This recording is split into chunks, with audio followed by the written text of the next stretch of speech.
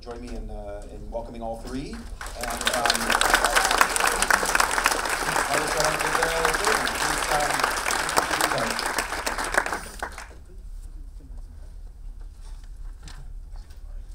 Oh, yes.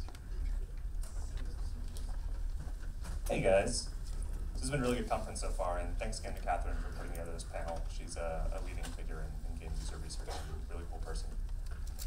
So today I'm going to be talking to you about research at Riot Games, and research is a big part of what we do at Riot. So we'll just jump right into that. So at Riot, we aspire to be the most player-focused game company in the world, which is kind of a lofty mission. And on my personal angle, to me, research is how you achieve player focus. Because to be player focused, you need to understand players. And while we are all players who play games, we're not representative of all kinds of players. There's many kinds of players, many experiences we need to understand in order to understand wants and needs and desires, and to be able to design experiences for those different kinds of players. And sort of the through line of this conference has been talking about experiences and design and models. And to me, it is all about designing experiences, because that's what players take away from what you're doing. So League of Legends, if you're not familiar with it, is a game we shipped in 2009. It's in the MOBA genre, which is a sort of team-oriented, territory-controlled, deathmatchy style game. There's a whole big load of characters in the game, over 100 different champions, and it's in a sort of modern fantasy setting, which is the way we excuse having all sorts of different genres of characters involved. So weird fireball, teddy bear girl, and guy with big lance. And in case you haven't seen the game, this is basically what it looks like. You control it in sort of an RTS style view, which we'll end up talking about a little bit. And when I'm talking about research, we could go with a very clinical definition, which is that through research, we propose a model of the world, and we test that model against data, accounting for bias. But really, when we're talking about research in the game industry, we're talking about testing design assumptions to ensure that player experiences are positive and intentional. And by intentional, I don't mean that they're experienced like the way we as designers intended for them to be experienced, but rather that they're intentional on the point of view of the player, that they are experiencing things in the way that is meaningful to them, in the way that is agentic to them. And there's a lot of talk in the industry about data-driven design. We prefer to use a data-informed design, which is a sort of semantic nuance, but I think I can get away with semantic nuances at NYU, which is that we use knowledge and data alongside intuition. We work with goals and assumptions to create experiences. We don't look at the data for them to tell us what to do, because we have a lot of experts, like game designers, who study how to create things. We want to inform them and arm them to create their experiences. And in this process, we treat players as collaborators, not just data. And that's a key point of how we do our research. We want it to be part of a dialogue. It's very difficult to have a true full dialogue with all of your players, because there often are a lot of them. So instead, you need random sampling methods and other ways to get into like the heart of the issue. And finally, it's not a gate, it's not sort of a process step that you have to pass to ship. It's something that infuses the design process as you're iterating, as you're experimenting, as you're learning. And when I'm talking about research, we're talking about all sorts of disciplines of inquiry. Not just raw empirical studies, not just surveys or lab data, but telemetric data, so stuff from the game server, different kinds of predictive modeling, talking to people, and drawing on extant research. So what have other disciplines learned? What can we learn from anthropology, from sociology? Turns out people have been generating knowledge for a very long time.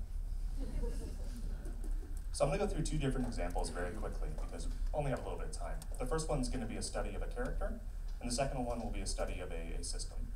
This first one is about Lucian, a character. And up here you can see his early concept art. Basically, he's a cool, sort of demon hunty guy, 2 guns, pew pew, pretty standard video game stuff.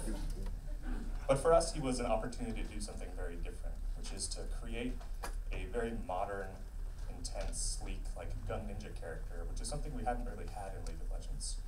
And it's something that might be a little bit challenging in League of Legends because it's controlled RTS style, which means conveying a mood of agility and speed can be kind of weird. You don't have first order controls, you have overhead mouse input that you're using.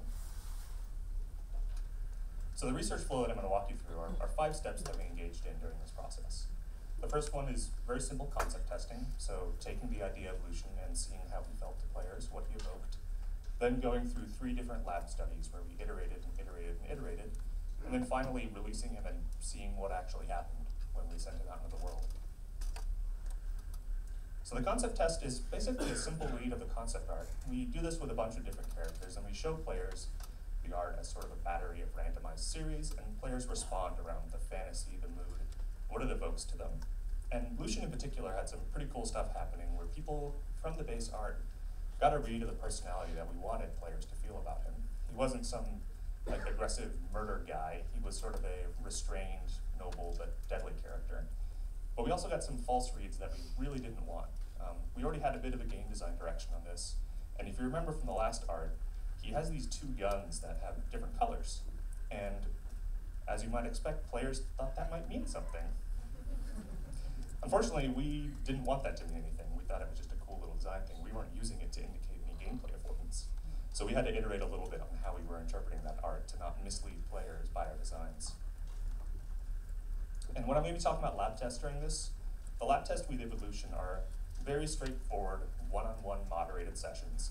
It's me or another researcher sitting with players, having them experience something, and then thinking out loud. The Think Aloud protocol is a very straightforward tool. You can do it about as cheap as imaginably. It's just training people to give their stream of consciousness, and then you observe and you probe very carefully and you don't lead them, and you learn some things along the way.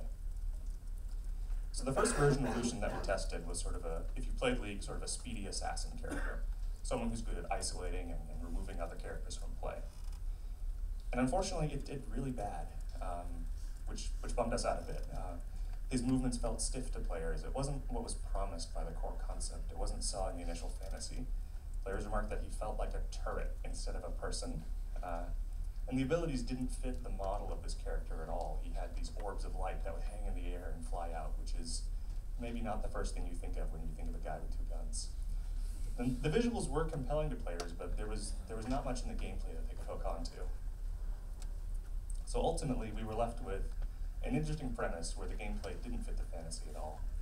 So naturally, we took what we learned and iterated, and released a second version of him to the lab, which was sort of a very run-and-gun kind of character, very mobile, things that generally oriented around what you might see in a movie featuring this guy, like an Equilibrium or a Matrix. And we still had problems. The aesthetics were still a really mixed bag, and it wasn't because of the rendering quality, it was because of how they were animating and how they were relating to each other. Some of the poses were awkward, and despite his very high speed in the game, players thought this character was slow. It was actually the #1 word spoken at all during labs, was slow, which is not great when you're designing a speedy character. And his ultimate, which is sort of the signature ability for a League of Legends character, was frustrating for players. This is supposed to be sort of an emotional high point in which he unleashes a bunch of bullets and can keep running. And one player read the tooltip on this ability, used it, and then immediately remarked, "Oh, that worked the way I did not want it to work," which is not the experience you want to have as a designer. So he felt slow, he had poor usability. There were some additional values gained from the last iteration around his double shot and sort of one of the core loops he had. But ultimately, this was a character with a lot of cognitive dissonance. And we were really interested in why, because mechanically, this was one of the fastest characters in the game. If you looked at the raw stats and at the raw abilities, you would assume that you would feel fast playing this guy. But the word used was slow. The mechanics weren't being realized somehow. So we iterated some more, and we decided to poke at the things that we thought might be the cause. He had really high speed between his attack frames, which is sort of very technical. Basically, when you choose to do something, it would happen very quickly. But his abilities didn't have that. So we tuned those to be more in line so that you wouldn't have a gap between the kinds of actions you were performing. We changed the way animations flowed, we changed some of the double shot mechanics, and we made the ultimate a little bit clearer, a little bit easier to use. And tested a third version of him. And this time we actually got fast as the very common word, which was great. And this was with most of the mechanics kept basically the same. Same sort of abilities, same sort of actions. We just changed how they animated and changed the feel of this character quite a bit. Now his ultimate was easier to use than in Study 2, but it was still difficult to gain satisfaction on your first use, which the designers were fine with. It was a fast-feeling character, a lot of the abilities felt good. The ultimate was just sort of a finesse or skill ability, which sometimes you design. It does come at the cost of like your first-time experience, which can be tricky. And so we were feeling pretty comfortable about this character, so we released him. he ended up looking a little bit like this, which is a pretty cool male power fantasy guy. And then we measured how he did after launch. And with these numbers here, these are 5-point scale survey data that are administered in the client for Lucian players, so people who are actively playing this guy, and then the random sample of League of Legends players. And the green numbers are basically, yay, and the red numbers are, oh no. And we found that the people were satisfied that this guy was part of League. They were happy about his theme quality and his aesthetics, but the gameplay quality left something to be desired. And when we looked at whether people thought this character could become their favorite, he actually underperformed a bit to our expectations. He wasn't up to the baseline of what other characters at the time were doing, which to us suggested that maybe the trade-off of the initial gameplay experience of this very finesse ultimate ability, which is normally supposed to be a very high point for a League of Legends character, wasn't quite worth the initial dip in experience. So we learned a couple different lessons from working on him. Lucian was inherently a difficult champion to get right, because the fantasy is a bit at odds with how you play a game like League of Legends. The theme's really compelling, but to achieve it, the mechanics needed to be matched with experience design. And this is sort of showcased in the way that the very same mechanics worked very differently just by changing around how they're presented to players. And collaborating with players helped us to actually get this experience right. Overall, we were able to deliver on a character that for a while looked like we weren't going to ship at all. So I'm going to speed through a little bit so I can get to the next bit here, but we're still iterating on this character after launch, which is something we have the liberty of doing in a service-based game. So even after he's shipped, we can learn from whatever mistakes we made along the way and continue to improve and improve until we're very happy with him. So as was alluded to, League of Legends has a reputation for an interesting set of player interactions. It's a competitive game, which means tempers can be pretty hot sometimes. And this is the champion select screen in League of Legends. And this is where a lot of those intense player interactions happen. Basically, this is a screen where in 90 seconds, players have to choose which 5 champions they're taking, where they're taking them, and whether you get what you want to play. That's very little time to do that, and there's very little information available to help you do so. So we wanted to fix that, and we wanted to change that. So, as I noted, champion select really isn't an efficient or effective ground for collaboration. And from our studies prior to this, we know that players face a lot of conflict in getting to play the way they want to play. So we wanted to remake champion select. Basically, if we could do it over, how would we do it differently this time? We wanted to make something that was based on player intent, but did not calcify the way players would play the game. So we wouldn't tell players this is how you must play, but rather allow players to express the way they want to play. And there's a couple of assumptions that underlie this, and assumptions, as you've heard talked about quite a few times during this conference, are key to understanding your design decisions. We often go through a process of externalizing all our assumptions and then figuring out what these sort of core node assumptions are that must be tested in order to figure out whether they're going to ruin everything by doing what we're doing. So this is a very similar research flow: some initial concept testing, some global testing, some prototype work, and then some lab studies. The initial survey was basically to test whether we would have any sort of route to do this, whether our core assumptions were correct. So we did a random sample survey of North American and European players around some of our core assumptions around play preferences, where we found that around 15% of players would say that a given role was their favorite.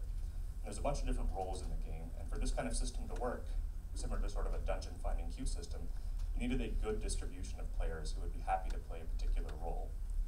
We also needed teams to be the primary desire in teams to be sportsmanship and composition while we're getting into a game quickly, because introducing this kind of system by necessity might increase queue times a bit at the cost of, or rather at the benefit of, having a better team composition, a better set of players to play with. We also just straight up told players what we were thinking of and tested response to that. When you have sort of a large enough sample, that's something you can get away with testing different features for disposition. And players were very positive about this, but had some concerns around how it interfaced with rank and those sorts of things. And we also tested how the feature might work specifically, gave people compositions and gauged reactions to that, to figure out if there were certain things that would make the feature basically a no-go if certain conditions came true. And what we found was relatively surprising. We thought that there would be more no-go conditions. We only really found one, which was when you just threw total nonsense at players and said, okay, you're gonna have to play with this. After that, we also did some global testing. the initial survey revealed that we didn't really have role terminology consensus, and this was true across all languages once we surveyed, so we had to sort of help establish a model for how to talk about these things. So words like marksman or Fernkämpfer in German. I'm going to blaze through this a little bit. This is showing the course of prototype testing. So prototype testing is a really sexy, cheap way of getting a lot of work done before you spend time actually engineering something and using dev resources.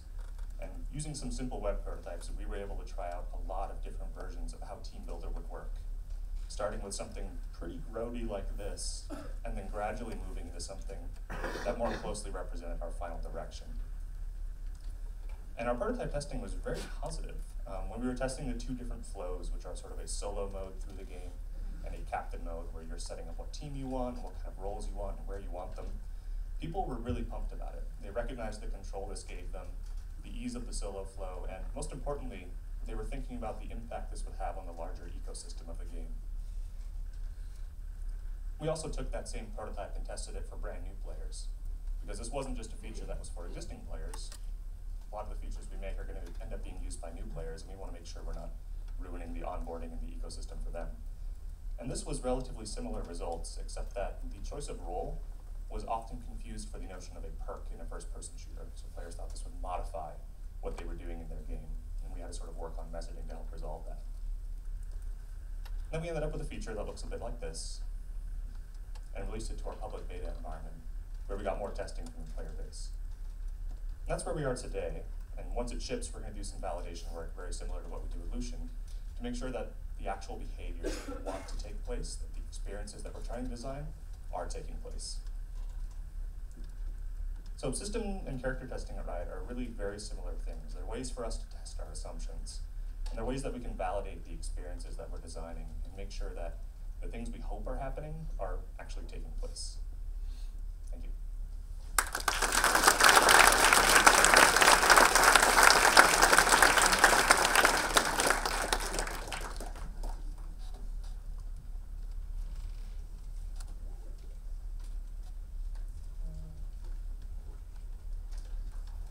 I first just want to start by thanking Catherine and all the organizers of this event for bringing me down from the cold wastes of Canada to speak here today. My name is Morgan Kennedy, and I'm a user researcher at Ubisoft Montreal. I work almost exclusively on the Assassin's Creed series now, although I've worked on a bunch of different titles at Ubisoft since I started a few years ago. So it's also my first panel. Wish me luck. Thanks. Okay, so the title of my talk is Understanding Players, AC4 Ship Silhouette and Behavior Differentiation. What I'm hoping to do today is just sort of set the stage for an interesting discussion about user research. Davin just gave a really, I think, comprehensive view of the different types of research.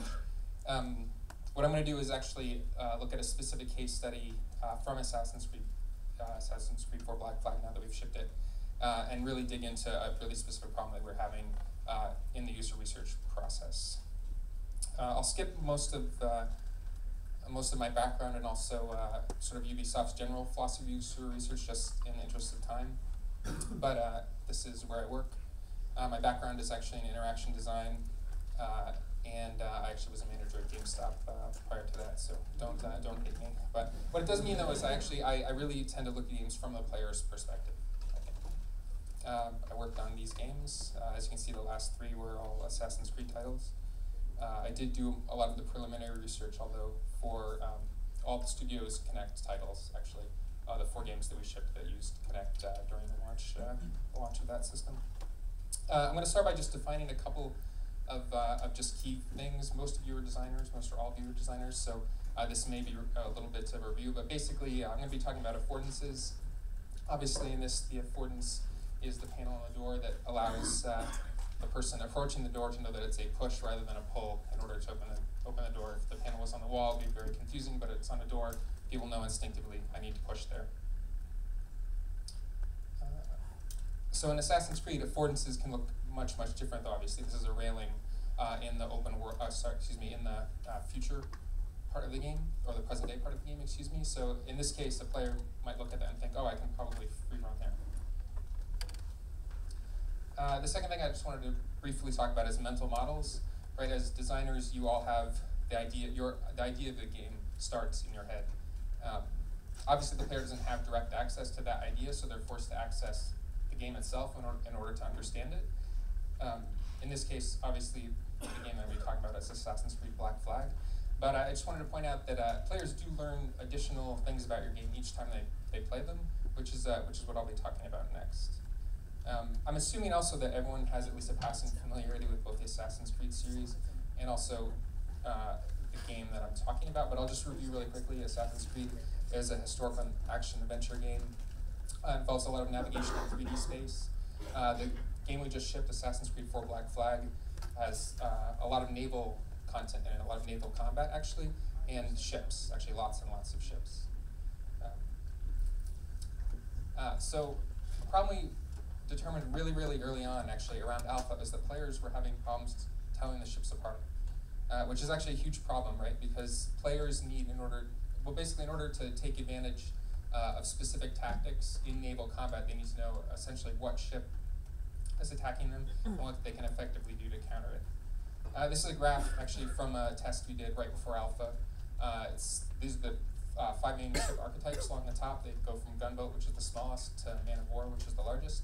And as you can see, players were all able to identify the man of war, and mostly able to identify the gunboat. Basically, the largest and the smallest ships were not an issue. It was really the ships in between, ships 2, 3, and 4.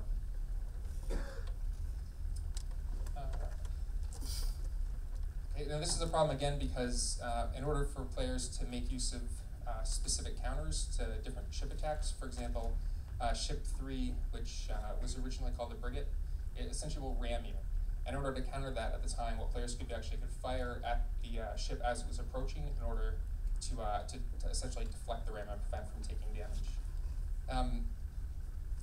Since they weren't able to do that, we went through a couple of different iterative tests where we actually asked them first to identify each one of the ships after having played the game for up to a week, even as long as 7 days, and then also to describe the specific behaviors back to us after experiencing them.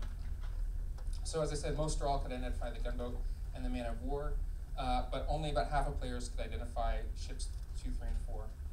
And we were determined to find out why. So we actually asked them, how much difference do you notice between the ships? And unfortunately, a lot of the players said they noticed not a lot of difference in the, or excuse me, some, but not a lot of difference. We asked them to describe the actual ships back to us, and then grouped it actually according to a couple of different categories. Small ships, they said, tended to move faster but were less aggressive. They were more likely to flee or drop mines, outmaneuver the player, things like that. The gunboat was seen as the exception because it actually is very hostile, or it was at the time. Contrary, big ships tended to move slower but were more aggressive. They were much more likely to ram or shoot the player. And again, the gunboat was seen as the exception. So what we learned from that is basically how players identify the ships. First, visual appearance was primarily based on size. We were working with ship silhouettes at the time. The ships obviously weren't in their final level of design. And then behavioral difference was mostly based on mobility, speed, aggressiveness, and attack range. So that allowed us to actually understand how players were building the mental model in their own head of the ships. So the question is, what could we do with this, and how could we assist the design team? Okay, our first suggestion was actually that the ship archetypes could actually be optimized around familiar affordances, sort of the big equals deadly idea. In the case of the man of war, that was already the case, so actually no change was required. It's big, it's a deadly ship, it looks fearsome in the game, and it will attack the player with both short and long range attacks.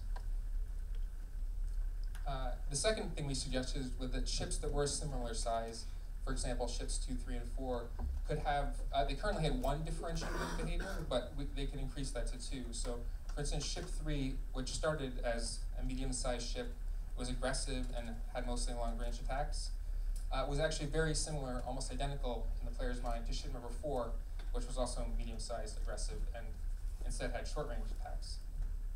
Our suggestion was actually to change the AI behavior of ship 3 and actually make it more passive, or even with sort of the coward archetype that we were working with, just to further differentiate in the player's mind that these were two different ship types. And then the final one was that we suggested that tutorial texts could actually be built around these affordances and specifically highlight when something breaks a traditional or sort of unexpected affordance, such as small equals harmless. And so the suggestion was just, watch out for the gunboat. She's a small ship, very aggressive with her long-range attacks. I actually want to leave a bunch of time for questions, and I want to say this is something we actually iterated on several times during sort of pre and shortly after alpha. Each time we sort of got an improvement of about 15%, and it was something that the team was able to take and basically use to improve the overall playability of the naval portion of the game. That's actually where I'm going to stop right now. So if anyone has any questions, I guess we can wait until the end for those. Thanks.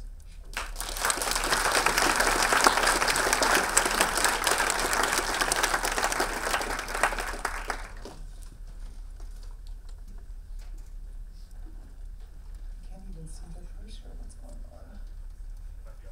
on? I found it. Okay. So thank you, everybody, and another big round of thanks to everyone who's organized the practice conference, including poor sick Catherine, because it's been totally amazing. It falls to me today to talk about the sort of scrappy, low-budget, fly-by-night end of playtesting, the kind of gathering of player feedback that's done by much smaller companies than Riot or Ubisoft, or by individual developers on their own. Of course, this is a very diverse end of the spectrum. So what I ended up doing, although I know that some of the most popular talks here at Practice for the last few years have been these very deep, in-depth talks that go way far down into detail in one subject, I've done a very sort of broad survey talk instead. And to do this, I enlisted over 20 different developers to help put this talk together, many of whom are here at Practice in the audience, some of whom are speakers. And I asked these folks a bunch of questions about how they play test or how they take player feedback. Or, uh-oh, I got something in my way, sorry. And they responded, so many thanks to everybody who's on the screen. And I realized while I was here, there's at least 10 more people who, I've seen around the conference. I was like, oh my God, why didn't I ask that person? So I wish I could have included even more people, but we have limited time. So fair warning, I wanted to let all these folks speak to you in their own words, but I didn't want to just be sitting up here reading a bunch of quotes off the screen. So all of you are going to be called upon to read their words while you also listen to me talking at the same time. So this is kind of like PowerPoint audience hard mode. I think all of you can step up to that challenge. So and if it helps, this presentation is actually already online at this address. So if you really want to pull it up, we're going to be going through that pretty fast. You can get a PDF of it and follow along that way if you want. So everybody got that? indiesplaytest.pdf at my website. Okay, so first question, when do you playtest? There's always a tension here, right? There are pros and cons to testing early before the systems of your game are done or they're as fully comprehensible as you'd like. And there are problems with testing late, too, when it may be difficult to make any kind of significant changes. So opinion among the people I talked to was divided, too. Eric and Natalie, who are on the top there, they're advocating in a piece they wrote for testing as early as possible, like by definition before you even feel like you're ready. But other developers were saying that, actually unfinished aspects of the game can really actually get in the way too much to make that worthwhile. And there's a range of differences in methodology across the people I talked to, of course, as well. So Dan Cook, who spoke here last year, he always sticks out in my mind as one of the most kind of like thoughtfully meticulous designers around. And so it's unsurprisingly, he plans out his playtesting in great detail as well. Sort of knows the exact questions being asked of the game experience, what he's looking for at every phase, like what that build is supposed to deliver in terms of the amount of fun, and all the techniques that he uses to sort of draw that out or try and hit those targets. But on the other hand, there are developers like Doug Wilson, and he doesn't even like the word playtesting because it sort of implies this formal process with questionnaires and labs. So he talked to me a lot about how during the development of Johann Sebastian Joust, he really only saw conventional playtesting as helping with sort of refinement of UI tweaks and sort of visual feedback to the player. Actually kind of some of the similar stuff that we were just hearing about with Lucian and League of Legends. But other types of playing with other players kind of blended with everything else in the process of development, from early exploration to PR. So in the second phase here, which I've labeled public field test, was particularly interesting to me. It was a comment from someone Doug described as a tastemaker in his community that made him decide that Joust could be very widely viable, and actually convinced Doug to sort of put more energy into this project. So it was a kind of playtest where the result was a major business and platform decision. So another question I asked about the context of playtesting. And I got a lot of responses, people talking about how they wanted to playtest in controlled spaces free of distraction. But I think it's really worth noting that a lot of the independent developers are testing kind of in the wild, like trying to find less predictable or more harsh environments, sort of trying to do the equivalent of field work as opposed to sort of lab research, and getting all sorts of interesting and unpredictable results that way. I asked developers for tips and techniques, and a lot of ideas that you may all be familiar with showed up. Actually the talk aloud protocol that was already mentioned. A lot of people use that. A few more unique ideas also came out that I wanted to call out. There, maybe the takeaways from this talk.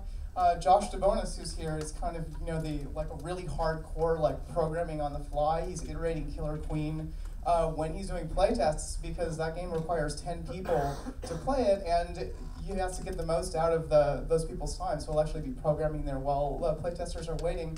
Robert Yang has constructed a poor man's heat map, which I think is a very cool idea. And Eric Nadley suggests sort of preparing different game variations in advance in case something goes wrong. And speaking of sort of live iteration and preparing variations, that you can vary tutorials too. Sean Allen told me a very interesting anecdote from Evo about his side-scrolling beat-em-up Treachery and Beatdown City. And this game features both turn-based mechanics and real-time mechanic that's more similar to the way you press buttons in traditional fighting games. But rather than having a coded tutorial from when he was showing this game at Evo, he did something that I and probably a lot of other people have sometimes done for early playtests, and actually just read the explanation from a script.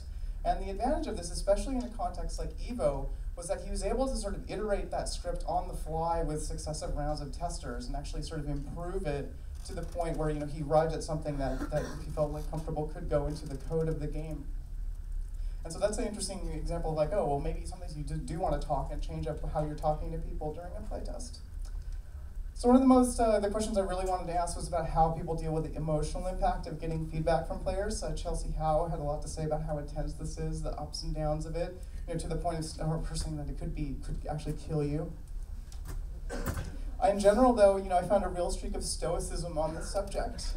This sort of feeling that results from playtests are always going to be horribly emotionally grueling. You train yourself in order to be able to meet that challenge. You're definitely going to find out something that upsets your expectation, and it's like your sacred duty as a designer to sort of face the music and cope with all the feelings that come up and kind of swallow it and carry on. I really liked Colleen Macklin's take on this. It echoes some other thoughts that I heard about the value of subconscious integration of ideas and of new information that's coming in. Because that's so much of how our brains learn and process new information, right? And acquire skills or refine existing skills and get us back into a flow of understanding data. And this way of incorporating feedback, of sort of taking some time to let it sink in, is deliberately not about logically considering what to fix or how to fix it. It's not about making an immediate production decision for the sake of the schedule. It's actually, about taking the time to spend more hours in the shower or asleep. And I was like, oh yeah, I can really get behind that. That's like super awesome. And here's Eric Zimmerman. It's his well-known technique, at least from among those who work him, for doing this very quickly. This is like in the middle of a work session on a game that we're working on together. And we're never really sure whether he's actually conscious during this, and I think that's part of the point. And after making this presentation, I have a new appreciation for his under-the-desk creative meditation. I advise you all to try it. So a big question, of course, who do you show your game to? The general consensus was that it's very bad, actually, to show your game to other developers. I especially like Kurt Beek's take that, they're going to tell you how they would make it instead, and here's what I do if I fixed it. But I think Robert Yang also had a good point here about that, one of the strengths of having a community of developers is that other devs can sort of help you address your own weak points and provide their unique expertise. A few people talked to me about testing with kids. I've done a lot of this personally in formal and less formal settings, and of course they're like a very special audience, extremely diverse, especially when you sort of go up and down the age range in terms of everything from motor skills to sort of problem-solving ability. And I can echo some of the sentiments on this slide. Kids are very blunt and honest. That doesn't necessarily mean you should listen to everything that they say. Fortunately, a lot of times their weirdness or biases as individual players is sort of close to the surface where you can detect it. So I really think everyone should try doing playtests with kids because it teaches you a lot about how to understand what adults are saying to you too. So adults are kind of like kids where something happened to them to make, where they turned into like an opaque, evasive, polite husk of their former self. Like all of us in this room. But if you understand how kids work, sometimes you can kind of see like, oh, I think I understand maybe what's going on with this player. Of course, that's dangerous guesswork. So there were a lot of great responses about playtesting your game in an existing community. Keith Burgun suggested that the core of your ideas really need to be exciting enough, presumably to some existing player base to attract attention. Of course, it helps if the tiny game you're making is similar enough to some existing game that you're going to be able to appeal to those people and say like, oh, this is sort of the next generation of the stuff that you like. Emily Short has written great essays for a site where the interactive fiction community has set up expectations not only for how devs should test their game, but also for how players should play, think about, and respond to other people's games too. I really like that because it sort of shares responsibilities with testers in a neat way. And Andy McClure told me about how her community allowed her to sort of develop super testers, right? People who were really getting deep into the system and doing longitudinal testing that went and explored all the limits of her game's physics and other mechanics and allowed her to sort of build in features that took advantages of discoveries that the super testers made. And I think that's something that many devs have found that community play is really good for. A ton of devs caution that having your friends playtest is a terrible idea. It results sort of in warped data. And whether you work in a huge company or by yourself, a lot of playtesting is done with strangers. But what I found interesting in the responses I got from indies was that this sort of walk up to a person in a coffee shop and just ask them to play your game technique, where the tester is actually completely taken by surprise sometimes. And this is how Kurt Beag ended up deciding that he had to sort of break some of his ideology and put a hand-holding tutorial into Circadia for iOS. Although I have to say, in this story, just found some guy who seemed kind of irritable already and was like, oh, this is going to be the hardest test of my game, and just bugged him until he played the game, which is maybe a little bit more like simulating the experience of someone who picks up their phone one morning to find there's an unwanted mysterious app on their phone, kind of demanding to be played. So I don't know how representative it is of somebody who actually decides to get Circadia from the App Store, but it is sort of like an interesting sort of confrontation with the real. There were definite questions, though, among some of the people I talked to about whether playtesting is always good. So Merritt Kopis was telling me that she actually really very selectively picked her playtesters and only tested her game Consensual Torture Simulator with a handful of experts in the subject matter that she was dealing with. And she pointed out in part that because this game is made in Twine, she didn't really need to observe whether players could master the interface or understand what buttons for, since it's all links and it's a relatively transparent system to begin with. And the significant reactions, the loudest signals that she got in response from players were not so much about, did the system work, did they understand the controls? It was, about the subject matter, which is, in this game, consensual violence in the context of sexual intimacy.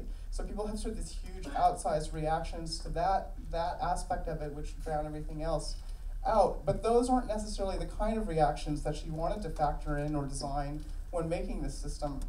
And so instead, she was sort of relying on experts to double check whether she had blind spots that she wasn't aware of that they might spot that probably a general player base wouldn't. And that kind of raises the question of whether all games need to be molded towards an ideal or positive player experience. I mean, Davin already talked about Riot's philosophy of being player-focused, understanding the wants and needs of players, and making it positive, positive and intentional experience, which I think is awesome. But if we always held that up as the only model, which hopefully nobody is, I think we'd risk missing experiences that are really uncompromising or demanding that players meet a game on its own terms. And I think Michael Bro has said this on this slide, much better than I could. Player frustration isn't necessarily a design failure. And if playtesting is this sort of emotionally grueling experience, then maybe we should sort of stop and ask ourselves sometimes, should we be reserving all of our criticism for the failings of our own game, or should we think about whether it's okay to ask more of the player? And maybe we should sort of flip the traditional script and say, don't hate the game, hate the player. And of course, hating players is actually a bit of a straw man position. But Maddie Bryce wrote recently about her experiences playing a game by Ananthropy called Encyclopedia Fuck Me. And she felt like she couldn't find an opening to exist in this game in the traditional mode of a player. She couldn't find meaningful agencies to affect things, to sort of be herself, to sort of understand and comprehend the systems and world, or to reach victory and mastery. But she writes that she ended up deciding that maybe that's okay, because the world of this particular game is not necessarily hers to sort of carve a player space out of. And Maddie's own games, like My Nietzsche and Eat, have often been made with just a single player in mind, someone who she's trying to express something to through a system. And so it's a little bit more like a love poem or a letter that's meant for one recipient, only published like as an ancillary act or an afterthought, and raises the question of, well, do those kinds of games need to be play tested and adjusted so that they can find a broader audience, or would that sort of really move them away from their sort of epistolary intent? And her proposal that maybe games shouldn't always be centering players brings to mind a bunch of other games that may not be inviting to or even need players, like games that you may not want to play lest your hard drive be destroyed, like Lose Lose by Zach Gage, or which may never ever be played by any human being, like Jason Rohr's entry into the Game Design Challenge, which is buried somewhere in the desert in a titanium box, if you don't know. And nobody even knows how to play it except for Jason Rohr. Or where the designer has said that simply refusing to play is actually something she considers a meaningful engagement with her game, like Train. So this kind of raises the question, is it enough for a system to actually simply exist, like in a titanium box somewhere? Kind of like Warren Spector was talking about yesterday, like books and films kind of exist whether you read them or not, but is the same thing maybe true of Jason Rohr's game in a titanium box, right? The system is there, it exists, it's been designed, and it has a meaning and expression whether or not anyone ever plays it. So this may be an opinion at the extreme, but I think sort of it's worthy of being in the dialogue. So I'll leave you with that thought, with a few other quotes that I found valuable about how we take feedback. So first, Robert Yang is pointing out that even if you believe in the value of playtesting, you have to think about whether it's possible to over-test and whether you're sort of belt sanding a game into a kind of generic, unappealing smoothness. And I think, as Davin already pointed out, we can't forget that there's always human intelligence and creativity in deciding what feedback to take and how to take it. And over the last year in some public discourse about games, there's been a lot of discussion of whether there's such a thing as bad faith feedback for games, especially for games that somehow don't match certain people's criteria of gameness. And in figuring this out, it's always up to some human being to decide what kind of feedback is valuable for this particular game, and which players are just sort of playing a game that isn't for them, to paraphrase something that I think it was Sean said on the narrative panel yesterday. It's going to be up to somebody, hopefully not a committee, to interpret all this qualitative and quantitative feedback to sort of identify whether there are problems and figure out what to do. And we can best do that through the process of singing in the shower, lying comatose under a desk, and all of those other things that help us in our creative process. Thank you.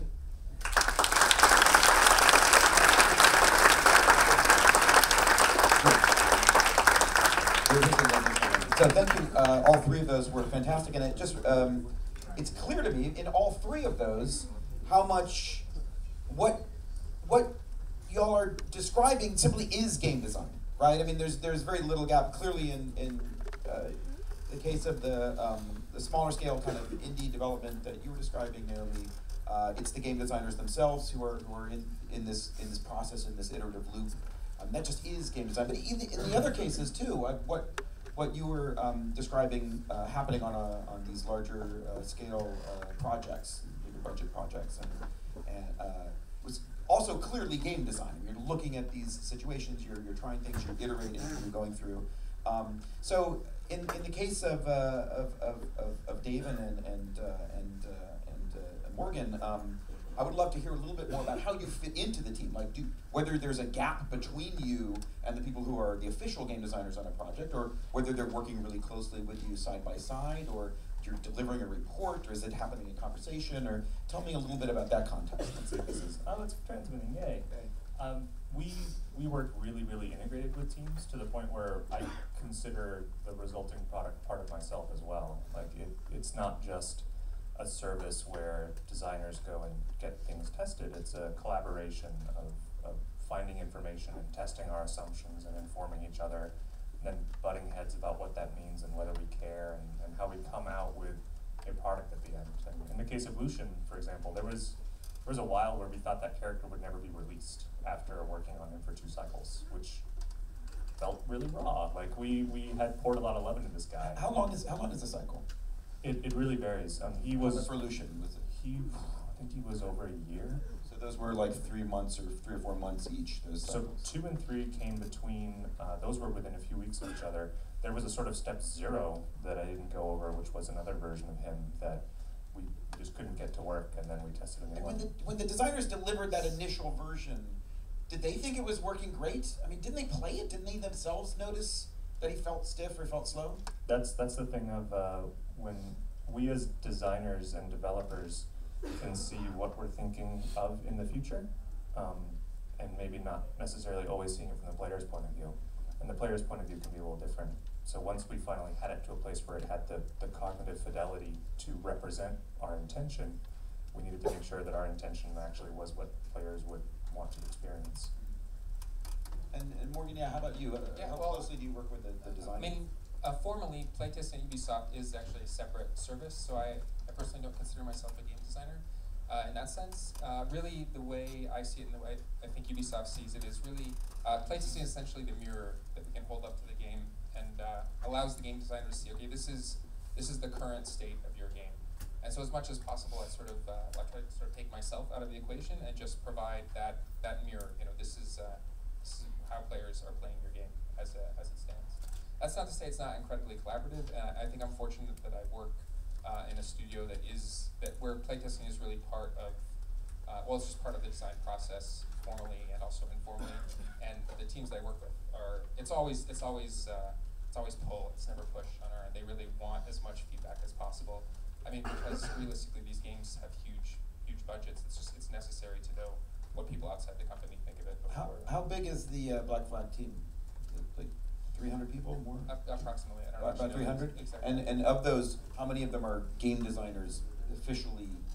I wouldn't know, I'm sorry. But I would estimate, I don't know, 20. 10, between, okay, so 20 or so? Yeah. And are you delivering a report to a producer? Are you sitting in a room with people and Sure. chatting about the results? Or Sure. how structured is that? How much of a structured process is I mean, your it is delivery? formal. I do write like an 80-page report every 2 weeks. Wow. Yeah.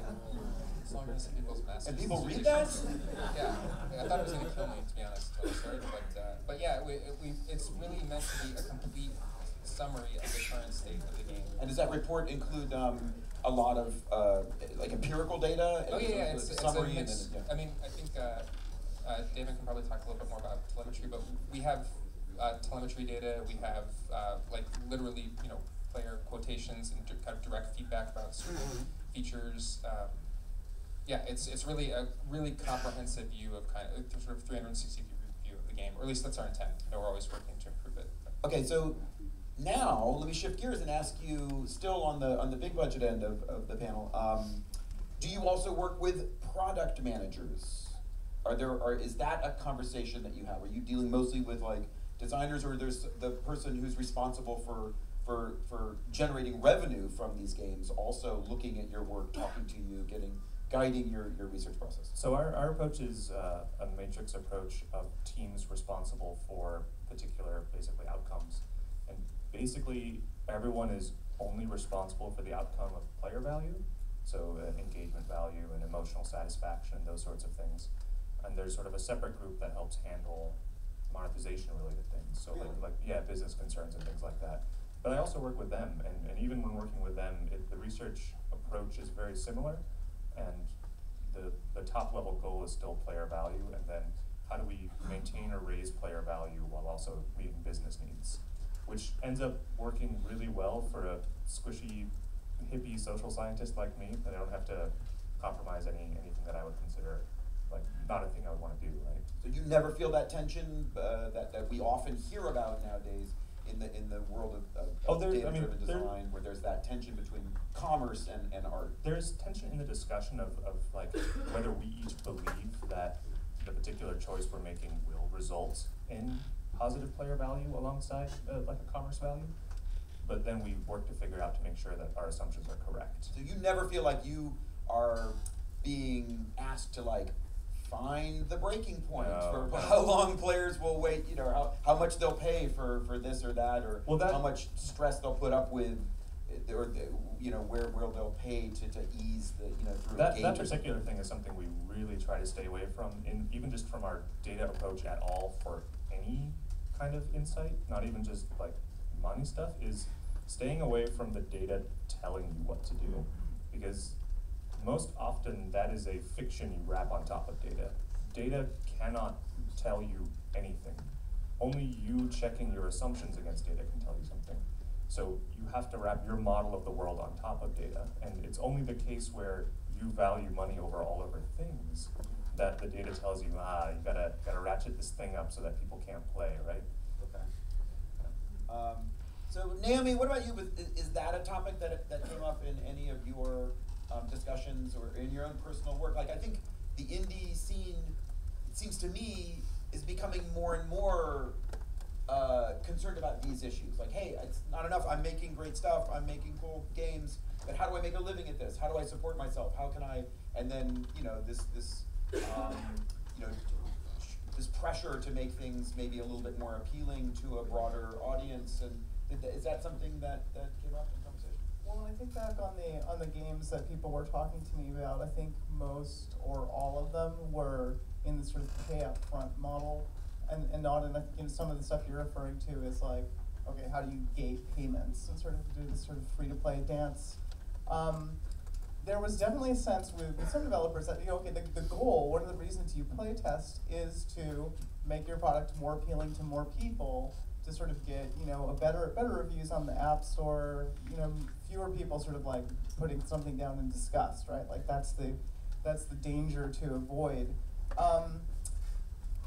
Yeah, so I think that's kind of like a holistic feeling, right? Like, okay, I've got to figure out what potential pitfalls are waiting out there that will get in between my game and the broadest possible acceptance. And I think if among the very small sample size of people that I was talking to in these kind of, you know, ethnographic style interviews and email chains, I think, you know, that's definitely true of people who were working on mobile games, like thinking about the App Store, thinking about like, okay, I gotta go find a random person in a coffee shop who's using a phone, because that's like this completely like average Joe out there is the one who's gonna judge my game and create that pitfall that I need to avoid.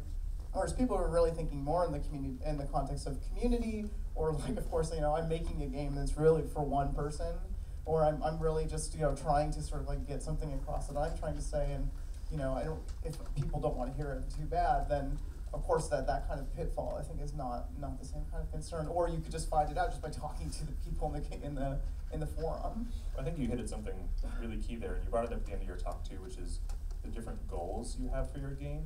Like, as you noted, providing a positive experience for everyone isn't the right goal for the project, right? Like that's a very, all the things we do are very goal oriented, and you structure your experiences to reach those goals and you test against those. Like you can test if people feel icky from something, or if people feel challenged, or if they feel cathartic, or all those sorts of things. You just may also not want to test them, right? Which is a very valid decision. Well, I guess I kind of want to differentiate between testing like the usability of a feature and maybe the desirability of it. I mean, as Naomi said, like at Ubisoft, the games, I mean, Assassin's Creed, you know, is essentially you pay $60 and then you play the game. So we're not really testing the desirability of specific aspects of the game, hoping to monetize like after the player purchase necessarily. But we are always testing to see, like, is this content like understandable? Can most players like navigate through it, things like that? Because I mean, because the decision was made essentially at Ubisoft that our games will be playable by as wide an audience as possible. Okay, so how about a third way that playtesting and user research can interface with these, which is community management. So I'm not sure how it would work in Assassin's Creed or even on the smaller scale kind of indie type games, but obviously in League of Legends, there's an enormous and active and vocal player base and a community, and I imagine a whole department for community management. And do you interface with that at all? And is that part of the overall process? Yeah, in addition to doing research, I also teach how to gain knowledge and how to derive insight from things at Riot, sort of weird internal consulting-y role. And understanding what forums and Reddit and things like that can tell you is really hard, because you have to understand who that's coming from and whether that represents a particular slice of your player base, a particular slice and psychographic, or whether it's a broad representative view. It's not representative. And but in general, I think you can gain meaningful information from it. It's all qualitative experience. You just need to be able to assign. Are there people on the team that do that full time, manage that community? For like community management and engagement. We actually try to have that be all of us. So. Oh, okay. So really? So I talk about my research on the forums and tell players what we're doing and things like that. Oh, really? That's interesting. But there are people whose sole responsibility is to engage and to understand the community. So it's really well integrated. We hope so. Okay. Yeah. We try to. Yeah. Is there a community aspect to the? Certainly. I mean, formally, well, the way you do, if you're ever in Montreal, the way you do a playtest for Assassin's Creed is you sign up on our website, and although you do need a Canadian social insurance number in order to partake, so that may exclude many of you. And those players tend to be, well, obviously you have to be at least somewhat interested to go to the Ubisoft website and sign up, but they tend to be like pretty hardcore fans of the series or of the games. We do specifically, I mean, in the case of the Connect titles that I mentioned at the beginning, we did specifically go out and recruit, more women, for example, to playtest those games because there were not a lot of women in our database at the time. But really, but in terms of actual direct community engagement, it actually doesn't happen in our lab. It's another department. And I mean, Naomi, I will say that I have noticed a kind of radical transparency in a lot of indie development now. So like Adam Saltzman is working on this new game, Grave, and they just seem to be like making it in public, right? I mean, there's a lot of just complete transparency, showing the design process, soliciting. And it almost becomes part of like the awareness campaign for the game, but it's also like Yeah, that's exactly kind of what I was referring to on that slide where Doug Wilson was talking about how playtesting kind of blends with all of these other things, and that there is more and more kind of community expectation, at least for aficionados of games, to they want to know exactly what's going on inside of your production, especially if you've kickstarted something, and yeah, so every test you do, the research you do, the way that you're making decisions, it all ends up being part of this pre-launch promotion. So it all is kind of like sort of soups together a bit, I think. And Brad was mentioning the experience of Massive Chalice and having the Kickstarter community provide feedback, and the potential concern of the local maximum when you're gaining information and it's shaping your design process. And there's the natural sort of tension around whether the information you're gaining is informing what you're doing or potentially changing your target, which can be really scary for design, because you're re-examining what your goals are and potentially radically changing your goals. Yeah, I mean, it does seem to be the central tension in a way is how do we really celebrate this process, and as game designers, we're really proud of how player-centric we are, and we have this deep empathy and this relationship with the players. And yet at the same time, like if this same process is used in film, it's called focus testing, and we think of it as being a kind of weird pandering, where instead of a vision guiding the process, you're just asking people what they think and then changing it based on their reactions. You can do bad research anywhere. Like bad research is bad research. Like if you're not goal driven and you're not informing yourself, you can just do lowest common denominator research and not have vision. But I mean, that's why we have designers and why we have people to have goals, right? Otherwise, you would just make what people tell you, and that's not necessarily the best design choice. You should make what people need and want, which is not the same as what they'll always say.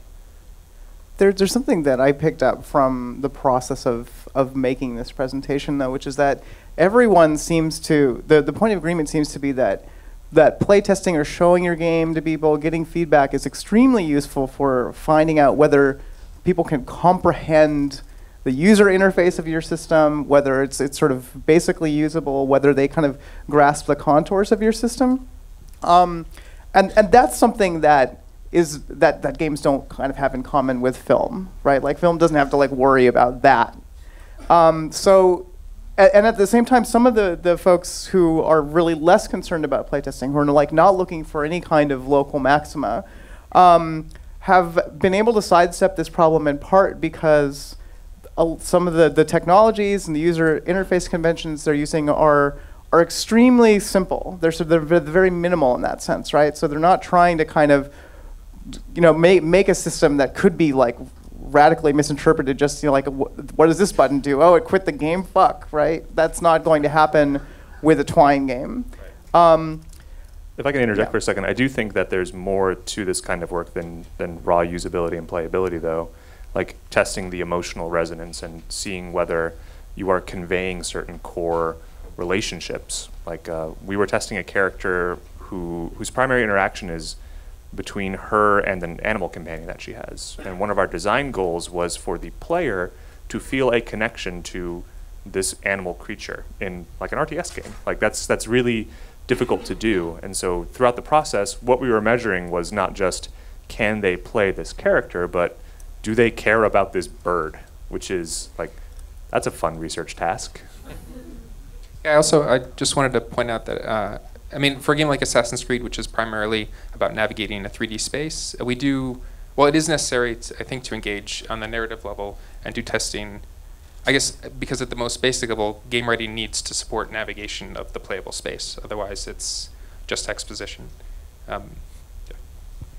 So something like this, something that struck me about the boat identification problem is really so paradoxical in a way, because distinguishing between things that are hard to tell apart is the gameplay, it is the content, right? And in a way, it's sort of like I'm imagining if you applied that same process to the game Set, where you're laying out these cards. Set is like this incredibly strange and counterintuitive cognitive process of trying to identify these things. How do you know what that sweet spot is if the players are having a hard time distinguishing between these? But that's exactly right. That's the experience of being a captain on a boat and looking and not being able to tell the difference. And sure. How do you find that sweet spot? Well, I have a funny example is that players complained that they hated fog in the game. But sailors hate fog. That's just like. Yeah. Well, I guess I should just go back to what I said. Really, the intent with Assassin's Creed games is that they are usable and understandable to a really broad audience. So, and I can't actually speak for the intent of the design team directly, but really, the intent, certainly my intent was that players were able to identify the ships that were attacking them, and that the puzzle was actually, it was about mastery of the actual naval combat system that provided. That was really the hook for that gameplay, right? And managing. I don't know if any of you have played the game, but if you're being attacked by like a naval fort that you're sailing by while simultaneously being attacked by a number of ships, the challenge shouldn't be identifying which ships are attacking you. You should be managing that combat encounter. Right. If I can speak to Set specifically, Sure. Set is a game I love but cannot play, perhaps Really? Because I'm colorblind. And they don't have red-green colorblind affordances. So perhaps that game would have benefited from testing because there's a shit ton of us red-green colorblind males. Yeah. And it isn't this it's very interesting, and this part really does remind me of like the theme from way back at the beginning yesterday morning. It seems like a month ago, but yesterday morning And that spectrum of like, okay, where are the meaningful choices and meaningful actions in this between trivial and impossible, right? Between putting a square peg in a square hole, as Keith says, and being and just example, raw guessing. It's like finding that sweet spot. It's never something that can be reducible to just a simple, obvious or quantifiable thing. But that's what we're talking about here. This process that you guys are describing is really kind of like panning for that gold, right? Panning for that moment, that sweet spot. Have you ever had situation? I mean, in the case of indie designers, when it's one person, it's easy. It's easy for Michael Bro to just say to Jonathan Blow, I don't want to change the way the game looks. I don't care that you don't like the way it looks. This is what it's supposed to look like. But do you ever have a situation where there's one designer or a lead in the design team who's pushing back on you and saying, no, that is how Lucian should, the point of Lucian is to frustrate the player's desire to be elegant. No, you know what I mean? Like, that's what we want. Do you ever have that tension?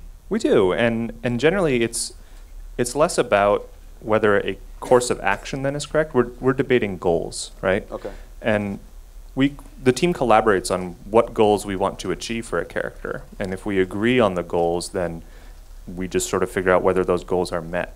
In the case of Lucian, they actually wanted this to be a sort of skill ceiling champion, which is a very calculated risk you take.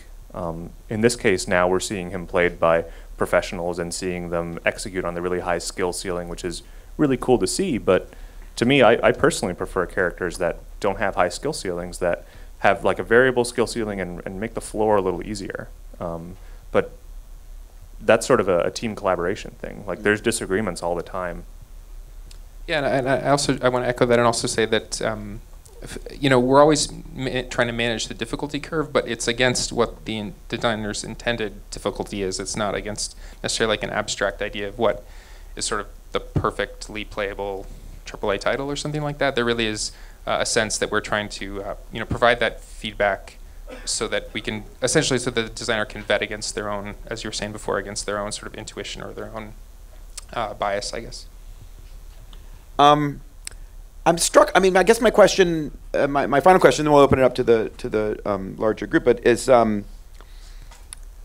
often there's a question about whether games have a tighter relationship between the player, between the audience and the designer and the creator. Do games naturally lead the players when they're playing a game deeply to think like designers and to enter that space? And so it strikes me that Tom Caldwell, who's the lead of the design team at Riot, started out as a high-level player of strategy games. He was a StarCraft pro, or a really high-level StarCraft player. And is that a kind of a natural progression? Is that one of the reasons we have this tight loop in game design? And I guess part of my question is for the three of you. Did you have it yourself start as play testers, or was that a big part of your life before moving more into the design and creation side? I guess I could start. I mean, I went and play tested Assassin's Creed Brotherhood, actually, and they asked me what I was doing, and I told them I'm a researcher, and I gave them my CV, and now I work there. So I guess that's a yes. But also, I do think there is a natural progression. Well, I mean, especially in the AAA space, like, people tend to be fans before they're designers. I very heavily, when I build research teams for games, I very heavily lean on people's game expertise, because going back to mental models, there is a distinct language and sort of system level understanding that comes to games, and understanding player relationships to those systems kind of requires you to understand those systems if you want to give recommendations to designers. I mean, you don't need to in order to give data and insight, but if you want to collaborate, I think you have to be able to sort of tumble that way. Like, I've done research on medical stuff and military stuff, and I mean, that's not me. But games, I don't think I could be an effective collaborator without being a very, very hardcore gamer. Yeah, and I think in broad strokes, what you're talking about is true. I mean, it certainly was true when I started working on games. I was working in MUDs where there's like such a blurry distinction all up and down the line. It's like you get to level 50 and then you're expected to start creating stuff. Like, it's your next job. And in order to start doing that, usually testing some other wizard's stuff out and be like, see if this works, to give me your feedback, so it's just really seamless. But I think one thing that occurs to me is that, Wizards of the Coast has this distinction between developers and designers, where designers are sort of like making new cards and like coming up with new mechanics and trying to evolve the game forward, and developers are responsible for a ton of like the incredibly difficult economic balance and tweaking of numbers and stuff like that. And I think that there is a certain, although in broad strokes it's true, I think there's a certain kind of super player that's like really, really deeply into the system of a particular game that graduates really naturally to a developer role. And WotC, I think, draws a ton of Magic developers from those types of players. Whereas design thinking, I think, is somehow like slightly orthogonal to that. And I think it's always really interesting that they divide those two roles. No, I mean, and a lot of very, very high skill players don't have design thinking. They have really good play thinking, but that is very different. And there are sort of super player become game designers who have a very developer-y streak in their design, which is not a bad thing in my opinion. But like David Sterlin, his designs have the very sort of developer-y like feeling to them, and they're amazing games. Let's open it up to the audience, and I'm going to start right here. So there's been a lot of research about how extrinsic rewards like cash affect test results and affect engagement of testers. Do you guys pay testers? And then if you do, how do you filter for that? For the effect of that? Yeah, we let people know they're compensated, but we actually tend to have a slightly different problem, at least for our particular lab, which is that people are really, really, really stoked to be coming and testing our stuff, which means you really have to, like, there's people who we basically have to discount because they're so excited and answering so aspirationally that you're not getting meaningful information from them. It's a very real validity concern. It's definitely tough. Yeah, it's the same for us. I mean, just a trip to Ubisoft sometimes is like a really good day already for them. So trying to filter out that and get the actual feedback we need is difficult. I think it seems to be the opposite for a lot of indies. In order not to get the really negative answer, you have to bribe people with pizza or whatever cheap food you can afford. Yes. So I was thinking, Davin said something about having player assigned roles to character select screen, and it made me wonder what types of affordances in games can you create that doesn't dictate strategy and allows the players to be creative, and you get to a point at which you're doing a game where like we should actually take this affordance out, so players don't know immediately they can do that, so they can find the strategy for themselves and like sort of be more creative. Yeah, in the case of Team Builder specifically, we decoupled the notion of role from position to make the notion of the way you're expressing yourself in the game agnostic from the strategy your team is performing to help allow for that kind of thing. But even that is saying like, hey, there's these ways of expressing yourself in the game. What we're leaning on is basically that we will modify those as more emerge, but it is definitely restricting the range of expression to some extent. Any sort of guidance you put on a system will do that, which is a very natural tension point. I'm going to go right here. Okay. Can you speak to any situations where playtesting took you in a totally bad direction? Anybody? No, sorry. Yeah, interesting. Yeah, we sometimes feel bad if stuff doesn't go the way we want, but because we temper our stuff very, very heavily with intuition, we don't try to run down like, hey, player said this should be stronger, we do it just because they say so. We haven't had any sort of large failures of that thus far.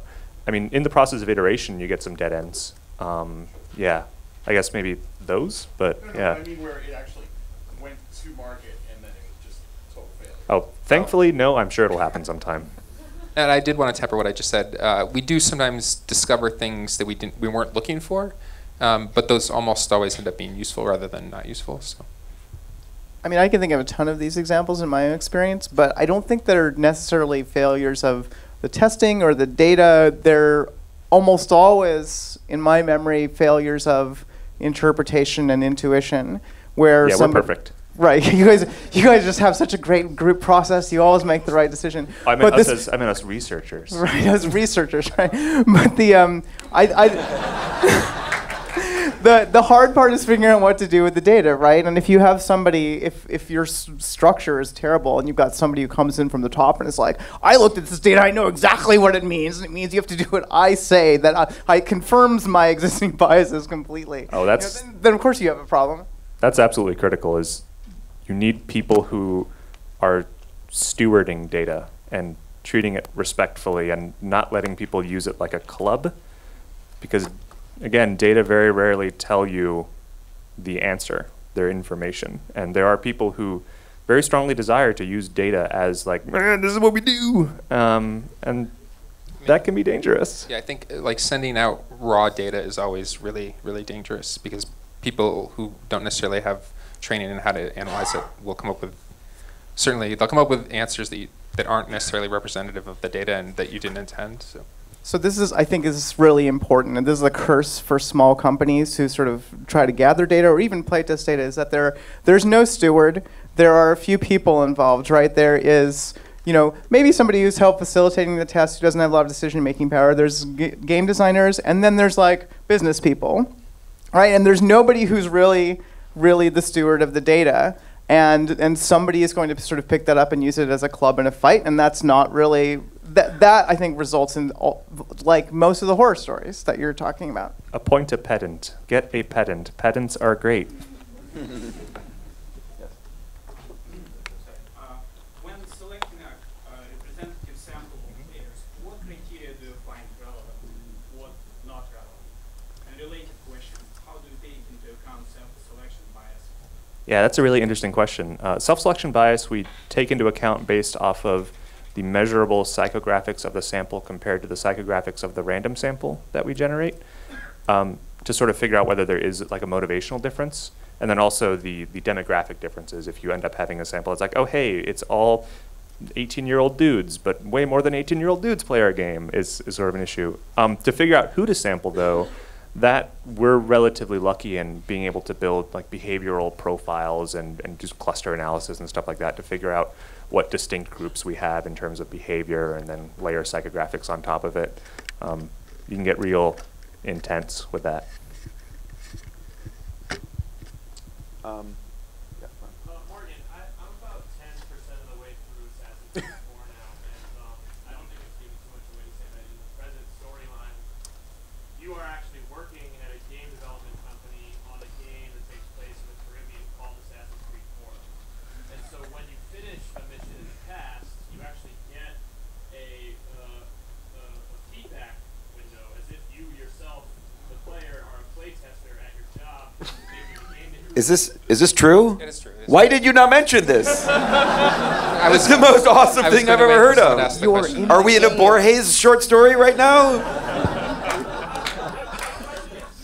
playtest the playtesting interface. What on earth? How did that change over the course of development? Okay. Well, yes, it is true. In the present, you play as employee of Abstergo, the fictional company that makes the simulation that you're experiencing in the Caribbean. We did play. Well, I assume you're specifically, because I assume you're specifically.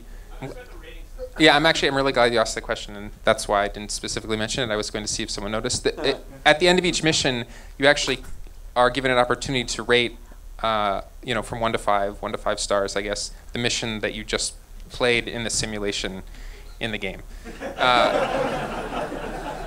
We did playtest that. I don't think it's changed substantially since the sort of idea was implemented in the version. But the intent is, those are real ratings. Like if you rate a mission a 1, that actually affects the global score that someone sitting at their desk at Ubisoft will see. And if you conversely, if you rate it a 5, I'm not necessarily gamified gamification. Yeah, I'm not necessarily saying that you're going to derive like development decisions based on those ratings, but that is a real rating. So. Any other metaphysical mindfucks that people want to? Yeah. It's a little surreal for me to actually do that, to actually rate it. Are you happy with the portrayal of Well, I've given every mission a 3 so far. So. How do you balance, or sorry, how do you sort of play test changes, whether it be to balance or mechanics or things like team builder especially, that seem to have very complex and subtle long-term effects on the player community?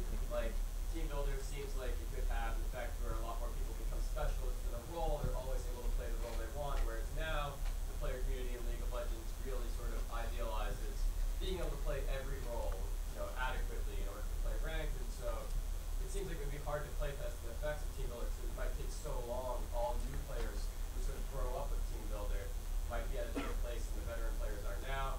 Did you use modeling? What techniques do you use? Are you my internal monologue over the past 6 months? We do use modeling to determine what we think the impact will be and what the ranges are, but some things simply are not testable to a level of confidence that you might desire. So it's about tempering risks and knowing which assumptions you can and should test and which assumptions you're going to have to sweat out and be agile about as it develops. And that last step of once it ships, you're not done is super critical for system level changes because you want to monitor what they're doing. You want to not knee-jerk for short-term changes. You want to be able to study longitudinally. You want to be able to knee-jerk if something's going completely wrong. It gets very, very tricky and intense. Do you guys create like longitudinal cohorts after you launch a change to see like the kind of thing Rob is talking about affects like a certain clump? Yeah, so you can basically set up cohort analysis the way you might do in like a social game or something like that and see, well, people who started during this time when these features were available, how do they develop over time? And take a look at those things. I think we have time for a couple more questions. No women want to ask questions? No? Okay, Brad? I love Dark Souls. I love Dark Souls. Okay, great. So I like Dark Souls. you and everybody. Do you think they play tested that game at all? That's a really good question. Would you focus test that game? How would you focus test that game without like destroying the like beautiful disaster that they made? So one of their goals was to make you feel alone, afraid, have some amount of frustration and fear.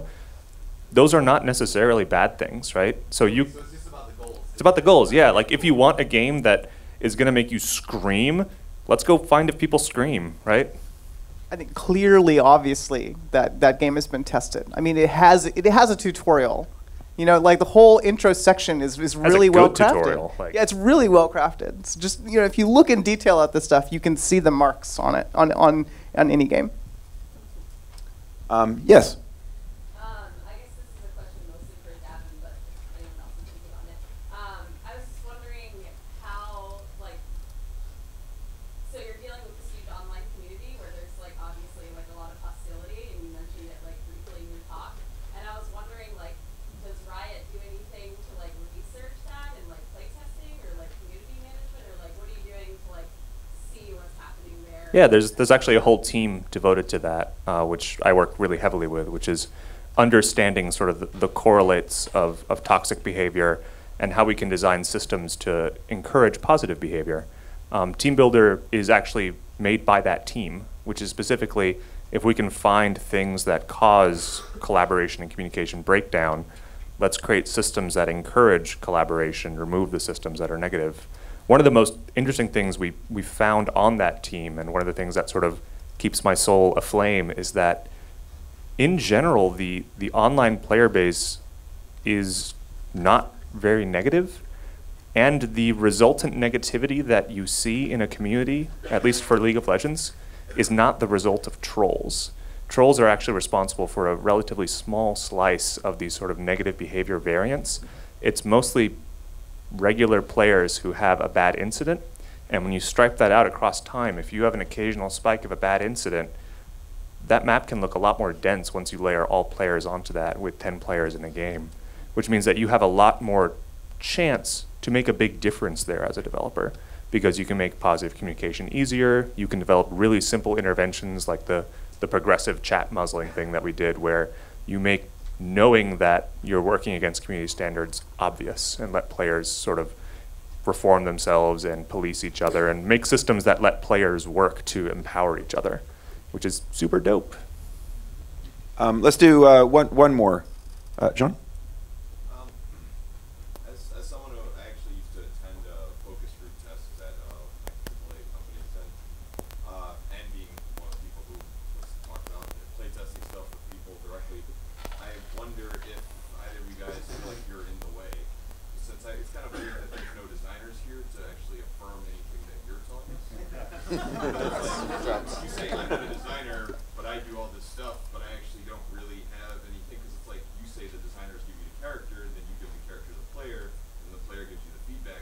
The designer never told me that, like, oh, that actually worked out for them in the long run. And you're telling me about like boat specifications and saying that we're gonna write text on a screen to let players know that this boat with other sails might be different from this other boat that kind of looks a lot like it. And so I'm not actually seeing how that's benefiting the designers in the long run. Yeah, in the case of my own team, we actually want to measure our impact on design so that we can determine whether we are doing a good job and being meaningful contributors. In the case of my own personal experiences, I can say that more often than not, my relationship is not one of waterfall style receiving and then handing off. It's actually one of injection midway through the design process, like when it's in early prototyping stages, talking with designers, we share and talk about the goals, and then the last step is almost co-design, where it is very collaborative. But yeah, I mean, there is always that threat of research just being like this gross injection thing in the middle of the way. I think you have to build the processes to be team-based and collaborative and non-waterfall to share that kind of thing. Otherwise, you have to work very hard at being disciplined and having a good culture of respect for each other, which I think you guys have, which is a nice, yeah. I mean, this is a panel of user researchers, so that's why there's not a designer here to validate it. But the way I look at it, thank you. I look at it this way: like my research has no inherent value, right? It's not because of corporate confidentiality agreements. It's not going to be published. It really only has value if it positively impacts the development of the game. So if the research I do, if basically if the designers can't take the research that I've done and use it to directly, almost physically impact in a positive way the game development, then essentially I've failed, right? So I guess that's my answer to that. What I think is interesting is that what Naomi was presenting is that in a sense for if you're not at a huge AAA company, it seems like the consensus is some version of the researcher is inside the designer, inside the group of developers, right? Even if it's not a person playing that role, there's some kind of user research or user feedback process going on. Right? Yeah, that's why it could kill you. Because it's in your head at the same time as everything else. If you name that lump, you give it power. But before we wrap up, I would like to ask each of you if you could name one single. So you said your work is not going to be published, but is there work that is published? Is there a book or text or a reference or a thinker that you can recommend, like a single, let's say a book about this topic for people who are interested in user research and playtesting that you found really useful for your process? Let me plug Catherine Isbister's book. book. Catherine Isbister's book. No, actually, straight up, I was so delighted when she invited me to this panel because her reader, which is a sort of survey of broad game usability and playability testing methods, is a super great look at how a bunch of different people use their processes. I really, really like it for introducing people to the concept of this. Is there another one that you could think of? I was going to say Catherine also. Sure, but let's say, is there any other book that? Well, actually, Jacob Nielsen. Jacob Nielsen, okay, yeah, has a great website that it's mostly about web usability, although it does have a lot of things on it. That's just a good reference for anyone that's interested in usability of any kind. Naomi, anything that you could think of? I'm just going to go out in left field and say that I recommend people read Pedagogy of the Oppressed by Paulo Freire. Nice, awesome, yeah. All right, thank you very much. Excellent panel, thanks everybody.